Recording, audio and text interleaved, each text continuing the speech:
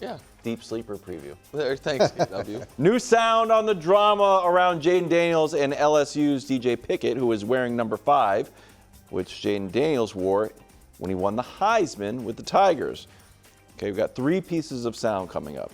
Pickett himself, his coach Lane Kiffin, and yesterday, Joe Burrow was asked about his jersey being potentially worn as LSU jersey.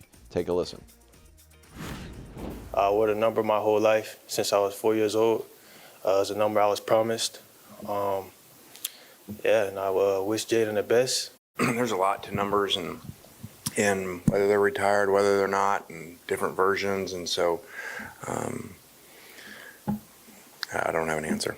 They told me that they wouldn't use it again, but you never know. You never know what happens. Your reaction to this? Just one other little. All right, factor. just snap quick. One, I feel badly for DJ Pickett in this. I don't think you know what I mean? I don't think he's done anything wrong. I don't think it was on him to be like, actually, out of respect to Jayden Daniels, I'm not wearing it. He was told when they were recruiting him he could wear it. Last year he didn't get to. The new coach is telling him. He probably asked for it again. Yeah. After And you're right. I wanted the number. You guys told me I could have the number, and so I don't think he expected when he got the number it was going to create a fire. Whatever. I don't know, this firestorm, whatever it is. I think Lane Kiffin is a very, very smart offensive mind and seems like he's a pretty good college football coach. I don't find him to be a credible narrator of any event. So I'm going to throw that part out. I do think what Burrow said is noteworthy, and it's what my gut was yesterday. They don't look at number 5 the way they look at number 9. They look at number 9 as the number that maybe the most important player in their program's history wore. And they look at number 5 as the number that one of their all-time greats wore, and they have different rules. But number 9 doesn't look at number 9 the way number 5 looks at number 5. He said, yeah, they told me they wouldn't do it, but we never know. He didn't really care. Yeah, it wasn't like he was saying, but if they did, I'm going to slap them with a letter. Ed Orgeron was the coach when Burrow was there. And they, presumably him and the administration told him. Brian Kelly did say, the reason Pickett didn't wear it last year was because Kelly did say, I just felt like, which is odd, he said, until we get another Heisman winner, you wouldn't know he won the Heisman. But Kelly's the one who promised the kid number 5. Right, but then when he got there, he was like. Somebody lied in recruiting? That's crazy. Right. When he got there, he was like, Look, if I'm Jayden, I do think is overreacting, or his team or whoever is overreacting to a number. Because I said it yesterday, LSU's rule is that after 2007, if your number's retired, someone still can wear the number. So if I was Jayden and they wait 5 years after you leave the school, before you're eligible for a retired jersey, if in that time or maybe a few years after that, his jersey's not retired, because I do think clearly his jersey should be retired as one of their 3 Heisman Trophy winners. If it isn't retired, then I think you legitimately can be upset. But just over the number, they can retire and they're going to wear your number anyway. I wouldn't. Bigger fish to fry right now. Yeah, I mean. I think Jayden Daniels is the one that probably looks like he's not focused. And everyone else looks like they're like, I want to play football. DJ Pick's like, you promise it? I want to play football. Numbers are fascinating. What I'm doing. Time for Capital One Top Performance presented by Capital One. What's in your wallet? NFL 100. Coming in at number 21, the Super Bowl champion, Sam Darnold. Pretty good. Nick, your updated list, which you've been right I've done a great job, if I may say, because we guessed how many people were on it once. I think Jordan Love came out was when we initiated this list, and we're going to get worked out. So still to come, Mahomes, Allen, Stafford, and Drake. Right. Darnold ahead of Dak, Goff, Herbert, Burrow, Caleb, Super Bowl MVP, Jalen Hurts, amongst others.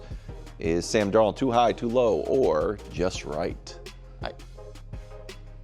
I like that they are respecting what Darnold's done the last 2 years.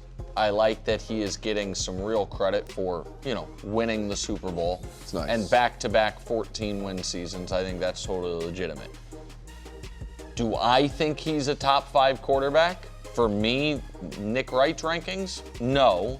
So by my rankings, he's a touch too high, but I like this more than if he were. This is closer to Wright than if they had him in the spot Jordan Love's in. Oh my gosh. Well, I mean, that'd be 15. You know what? And Do I you think, have him as a top 10 quarterback? I think at this point you kind of have to. I think that doing it in two different systems with two different teams So Lamar is is 14. Yeah, this was Coach, the players. Lamar is. No, it was It's a second in the bad NFL list. MVP, Yeah. but It's a he's bad sixth. The It's just the Lamar thing was Lamar's actually like placement a ruins. mistake. Yeah, like kind of ruins Just our a ability to talk about the list list. for everything Mistake. else. But if we could stay on Darnold, I'm if it's sorry. possible. It's just So I think it's a touch too high, but not crazy. He's been excellent in back-to-back years. He didn't. The big question coming into Seattle was, would he melt down? Right. He didn't.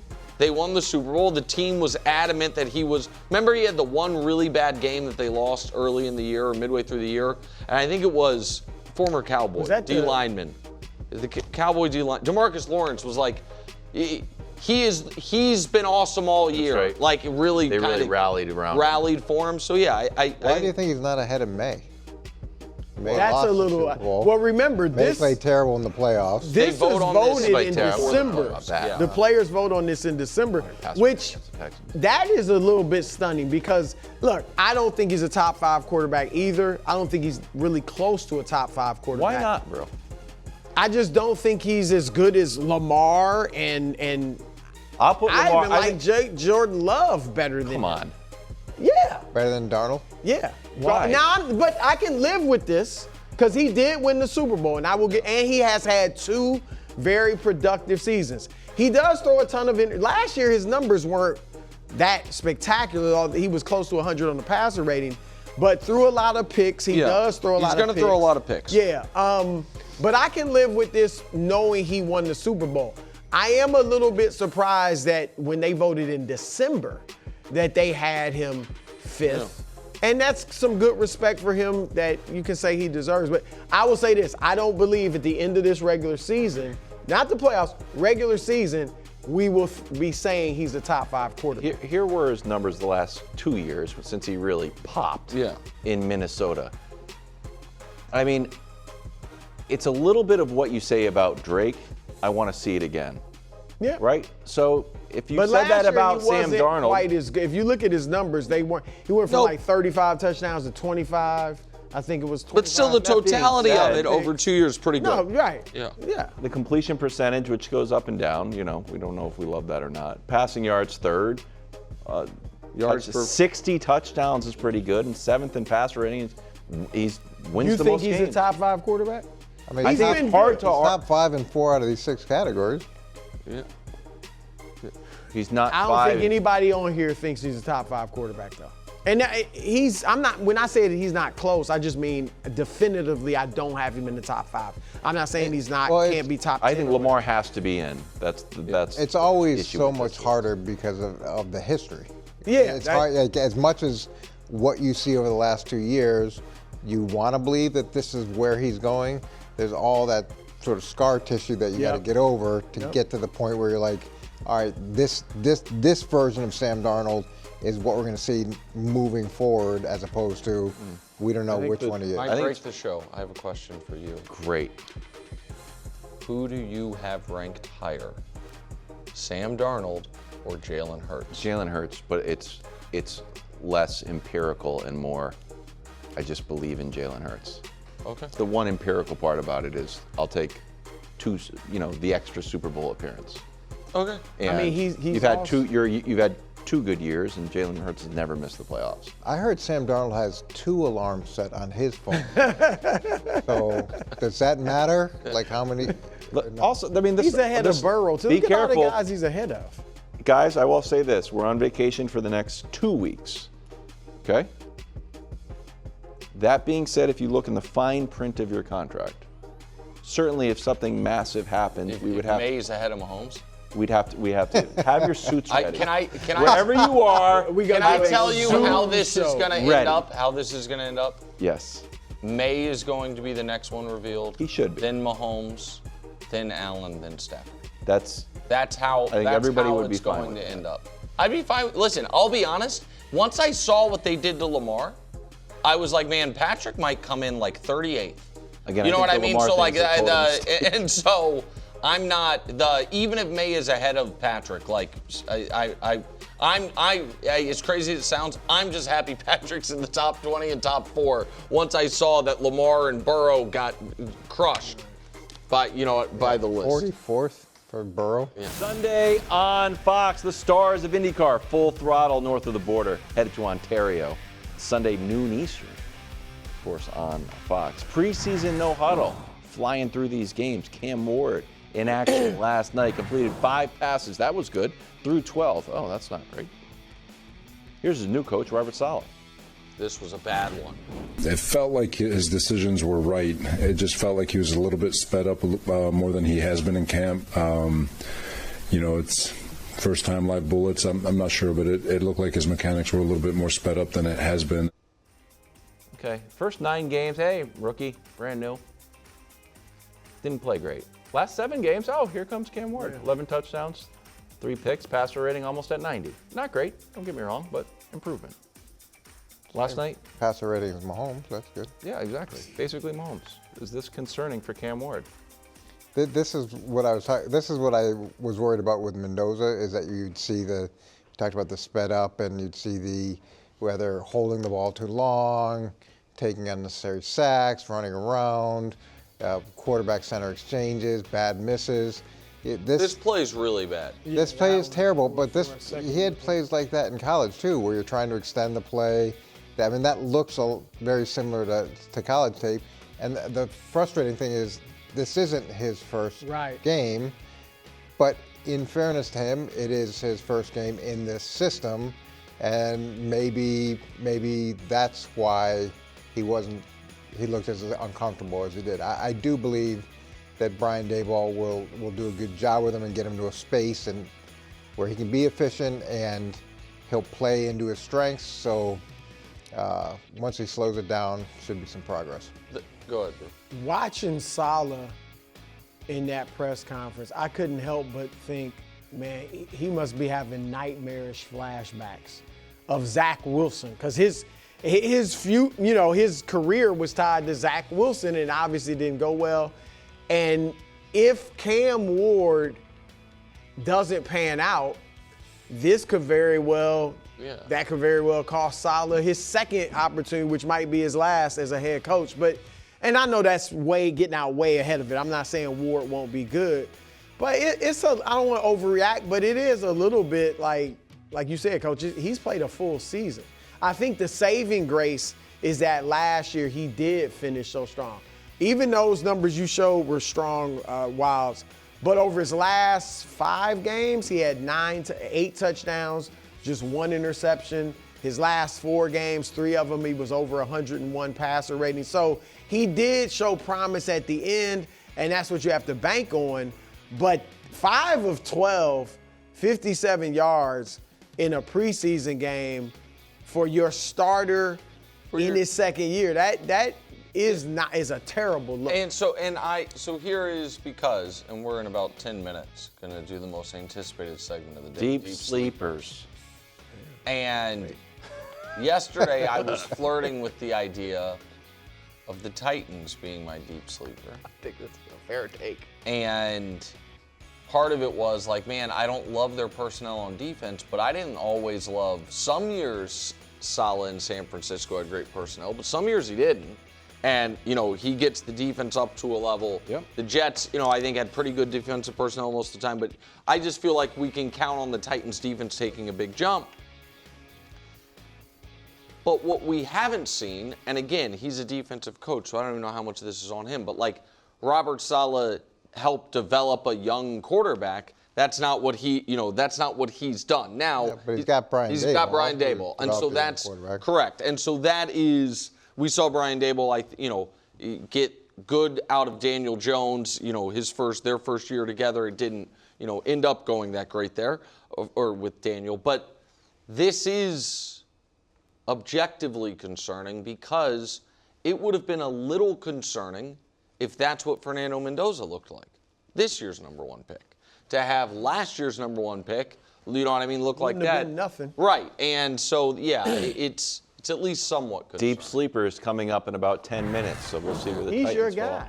I know. You wanna weigh in? Speak of Didn't look concern. good. This Colts, is how Patriots. Super Bowl dreams go to die. Tied their preseason game 13-13. What is that? In the process, second-year kicker Andy Borregales missed 3 field goals.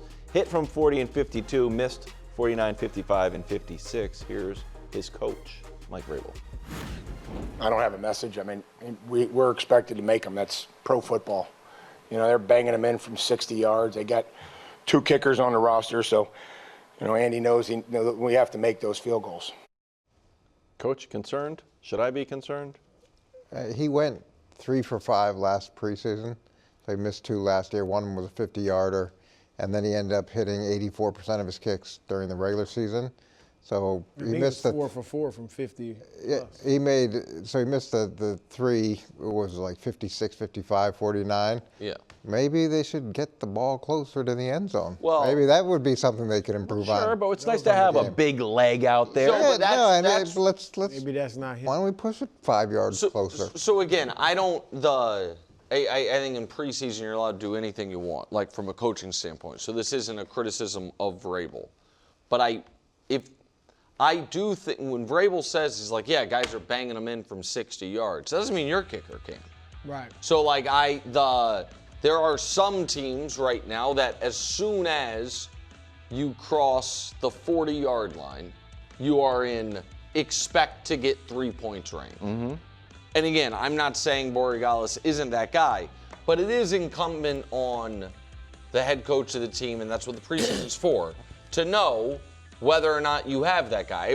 I think Belichick's last year, you guys had Nick Folk, who hadn't missed a kick inside 40 in like 6 years. It was crazy. Yeah. But his absolute peak was like 47. Like, you know what I mean? They just knew, like, he does not have a big leg. But as a general rule, Brew, you know, the Ravens had Justin Tucker for a long time, made you feel good. The Chiefs this run have had Butker. Last year was the first year where that didn't feel good. And we'll see what it looks like this year. Mm-hmm. If you are truly competing for a Super Bowl, nothing makes you sicker than shaky field goal kicker.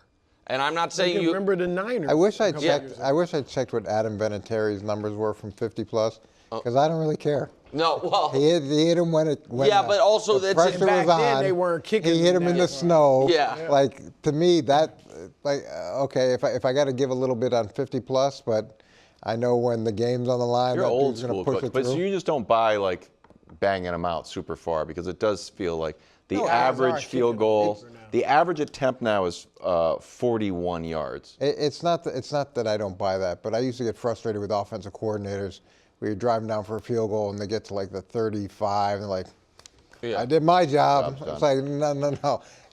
Get it as close as we possibly can. And I understand the length has increased substantially and guys are doing things they never have. It doesn't mean that everybody's doing it at that level. And also, you can hit it from 50 plus, but those clutch moments, how many close field goals have we seen that change people's lives, careers, trajectories? And That's where I'd have been more concerned, Wilds, if he missed some 40 or less yarders. Yeah. Because, you know, he's trying out his legs. it's outdoors and they're He long missed field it. goals. Yeah, Like that's, so that's when it can get in your head. He missed 2 extra points and the team rallied around him. We were thinking about, I was like, oh, are we going to have to cut this guy? And then he made 53 in a row. I'm a big extra points guy. I went back and looked at when I first got worried about Butker, he missed, because we were. no, he would wasn't miss making more fun of extra you. points than field goals. Yeah, because he missed that you lost to the Broncos because he missed a game. He missed a extra point, and then the Broncos hit a field goal. And you guys end up losing. Oh, okay. 22, I don't know, whatever. Okay. Packers. We got to look forward, you know. Drew I thought- Aller put on a show. He missed an extra point against the Broncos, I think, in the game that we blocked the Broncos field goal to beat them, too. He's missed some extra points. Drew Aller threw 2 touchdowns, ran one in, had a passer rating over 150. Is there any chance? Now he is locked in a backup battle. It's a little bit of a log jam in Pittsburgh. Yeah, Will Howard, Mason Rudolph, Drew Aller. So just in general, is there a chance that Mike McCarthy pivots off Aaron Rodgers? I think the best thing that could happen to the Packers is if Drew Aller starts games this year. Again, I'm not a big Drew Aller guy. I'm not claiming that I'm a big Drew Aller guy. But I think that the Packers spending the entirety of this year and not getting real live game reps out of one of the two quarterbacks that they have drafted in the last 2 years, whether it was Will Howard, 5th or 6th round pick. I feel like The 6th round pick, Will Howard, or more importantly, 3rd round pick this year, Drew Aller, I think is a missed opportunity. And I'm really interested, Coach, if the Packers are bad. I'm sorry, if the Steelers, I might have said Packers the whole time. If the Steelers are bad, if Mike McCarthy has it in him to let Aaron Rodgers know, apologies, sir, your career, your Hall of Fame career is ending as a backup. Like, you know, if they are. I think he absolutely has it in him. You think so? 100,000%. This is his last chance as a head coach, and he's going to do whatever's in his best interest to win. And as much as things are good right now, he went to Dallas because that cat didn't want him in Green Bay. Well, that's the thing. So he's relishing the opportunity. That's sitting that's in the back of your mind. It's like, okay, well, I had to change addresses because you weren't happy with me. Wow.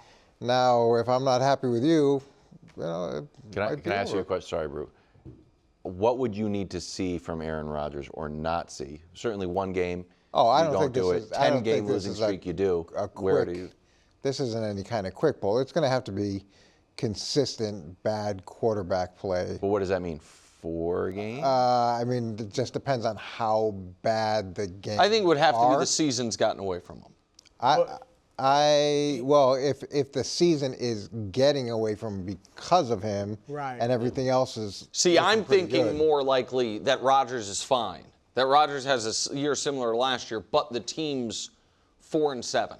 Like, so it's not on, like, Rodgers has not been disastrous, and it's like, hey, you're playing well enough to where you could keep playing. But it's better for the team for you to see the young kid play. That's the part. Here's the thing. That would probably be an organizational decision, not just a head coaching decision. I look their schedule though, and I'm not high on the Steelers this year. I think they're going to be below 500, but their first 8 games before the bye, the only two, New England and Cincinnati, and only one. New England's the only team that made the playoffs last year that they're playing in the first 8 weeks. If Danny picked this, they'd be 8-0 at the bye. Look at that. But, they got a lot of winnable games. And so I agree that if Rodgers was playing poorly and the record is really bad, then you got to get one of these young boys in there. But I don't know if it's going to – I think they're going to be hovering around 500. This is a nice little schedule. Yeah, right. This isn't That's that what I'm salty saying. at all. It's not bad. Especially for they're going to hover first-place around schedule. 500. Yeah. And so maybe Rodgers probably will play well enough to keep It's always nice when your division draws the 2 Souths, which the whole AFC North drew the NFC South and the AFC South, which is that's 80 games, and that plus 2 Browns games, and all of a sudden your schedule doesn't feel so hard. Wow. Yeah. KW's about to. That went through me. I didn't know it was that. Vic the Steelers light. for predictions. Right, exactly. You saw 13 wins. Holy cow. Look, it's a day before vacation. You might think, oh, they're already thinking about Mai Tais on the beach. Not true. We've got one of the best segments we've ever done. Deep Sleepers. Coming up right after these commercial messages. What did they say on radio? Pacing. Thanks for watching. Subscribe here to get more from the show and to check out clips from other shows on FS1.